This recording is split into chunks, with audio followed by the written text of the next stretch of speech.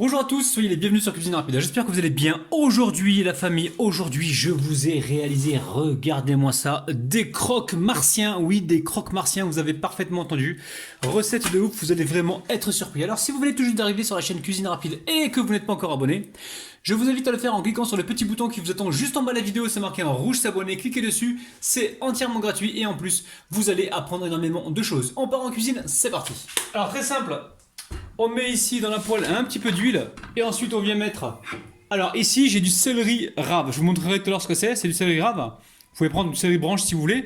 Un oignon que j'ai coupé en petits cubes, un demi-poivron ici et là j'ai quelques branches de blette. Blette ou épinard, vous prenez ce que vous avez. Alors on fait un petit peu de place au milieu et ensuite on vient y déposer la viande hachée. Viande hachée de bœuf. Hein.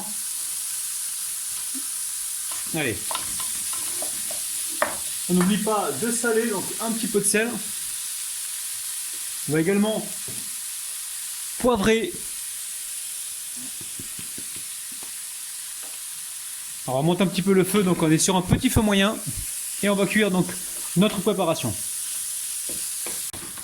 Alors, ici je récupère du basilic congelé, hein, la famille. Basilic congelé, j'en mets pas mal, moi j'adore ça. Après c'est à vous de voir, hein, si vous aimez ça ou pas. Vous pouvez mettre du persil, de la coriandre, vous mettez ce que vous voulez en herbe, d'accord? Allez, est-ce que c'est bon ça? C'est un peu sec. Hop là. Allez, je mélange et je cuis tout ça. Ça sent très très bon la famille. Hein.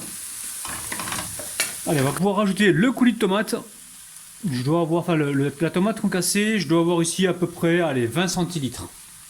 20 centilitres de tomates concassées. Et là, on est toujours sur une inspiration italienne hein, de recette, hein, d'accord?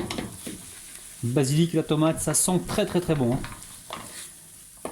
Alors quand vous mettez la tomate comme ça, il y a un petit peu d'acidité. On peut la contrebalancer soit en mettant un petit peu de sucre, moi je suis pas d'accord, ou un petit peu de miel, ou tout simplement un petit peu de ketchup bio pour contrebalancer l'acidité de la tomate. Et là c'est bon, hein, la famille, hein, la préparation est cuite.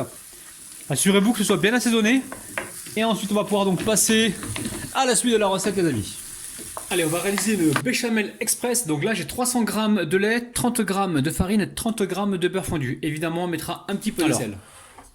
Très facile, hein, on met la farine avec le lait froid, on mélange rapidement. Une fois que c'est bien mélangé, on va pouvoir mettre le beurre fondu. Donc c'est important de mélanger la béchamel, enfin le lait froid avec la farine. La farine ou la fécule de maïs, hein, c'est vous qui voyez. Hein, la maïzena, c'est possible aussi. Et là, vous aurez donc une béchamel sans gluten. Allez, on va sur le feu. Juste avant, on va mettre un petit peu de sel. Alors, on va mettre ça, pas plus. Il y a du fromage dedans dans la recette. Là, l'objectif, c'est de faire bouillir cette préparation pendant environ 1 à 2 minutes pour être sûr que la farine soit cuite, hein, d'accord? Allez, on allume le feu. On est sur un petit feu moyen. Et là, on s'arrête surtout pas de mélanger, on va bien partout, hein, on va bien sur les côtés. Dès qu'on voit les premières ébullitions arriver, on compte environ 1 à 2 minutes. Hein.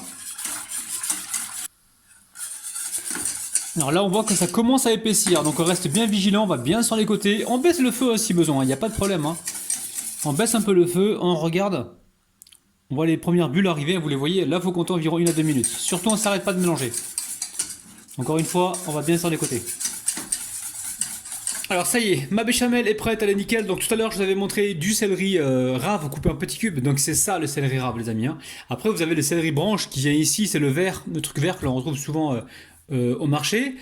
Donc ça si vous n'en avez pas, n'en mettez pas. Moi j'en avais voilà, qui traînait dans le frigo, je me suis dit tiens je vais l'utiliser. Ok, donc là on a ça. Ensuite, j'ai fait une connerie les amis. Bon il faut que je me calme, je suis en train de me taper le fromage les amis là. Donc là... j'ai un bol de fromage râpé, hein, d'accord? Bol de fromage râpé, on va y mettre un petit peu de lait. J'ai environ 5 à 10 centilitres de lait, hein, un demi-verre environ. Là, je suis en train de mélanger. Et ça va être pour le dessus, en fait, pour apporter un beau gratinage. Vous allez voir, ça va être terrible. Attendez, je rajoute du fromage, parce que là, j'ai pas assez.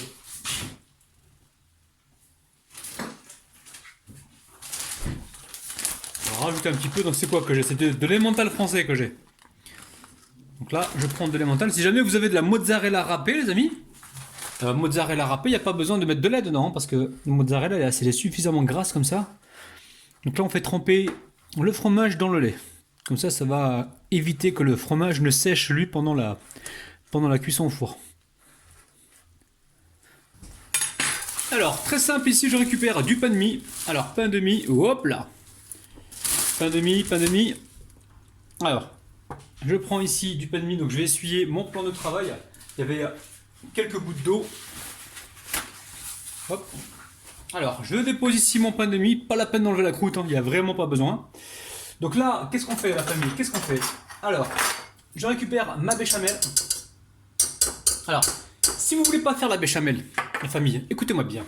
Prenez de la vache qui rit, vous allez dire, ouais, encore avec sa vache qui rit. Mais oui, mais vous gagnez du temps les amis, si vous n'avez pas le temps, moi je connais pas votre emploi du temps.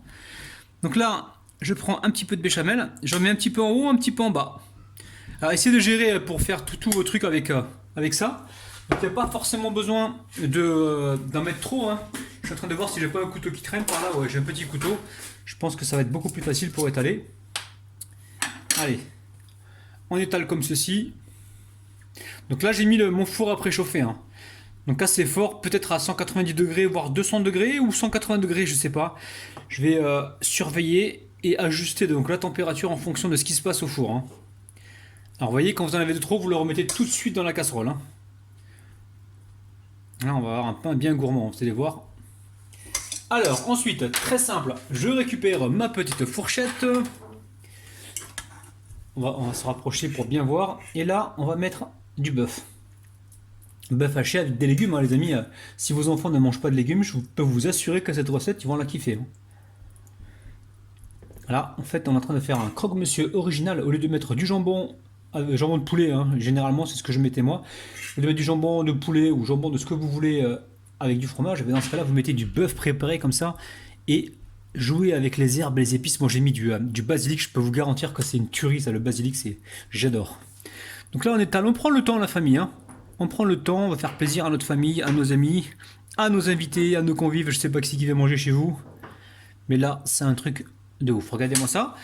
Ensuite, je récupère ici du fromage. Donc là, j'ai pris du Gouda, fromage Gouda, et je vais venir en mettre une tranche. Pas besoin de mettre 3-4 tranches, c'est pas la peine.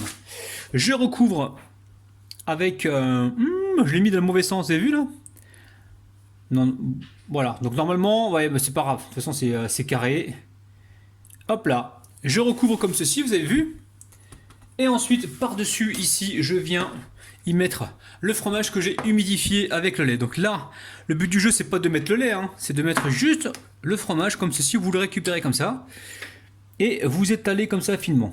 Et là, il faut bien recouvrir partout, hein, pour pas que ça crame sur les côtés. On prend le temps, pas besoin de mettre une grosse couche, une fine couche suffira. Et on prend le temps comme ceci. Alors, vous avez compris le principe, hein. Donc, première tranche, on tartine avec de la béchamel. Deuxième tranche, pareil. Au milieu, on met la garniture. On met la tranche de fromage et dessus, on met le fromage râpé humidifié.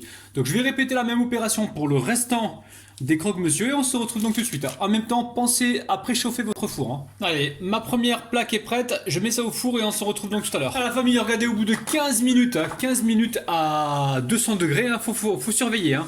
Donc là, j'ai mis la première plaque, je mets plaque par plaque, hein. Et là, je vais mettre maintenant ma deuxième fournée, pareil, pour 15 minutes à 200 degrés. Allez, on passe à la dégustation. Je ne sais pas lequel me faire. Peut-être celui-ci là-haut, là. Celui qui se cache et qui s'est dit, tiens, il m'aura pas. Tu parles, mon coco. Allez, bismillah, c'est parti.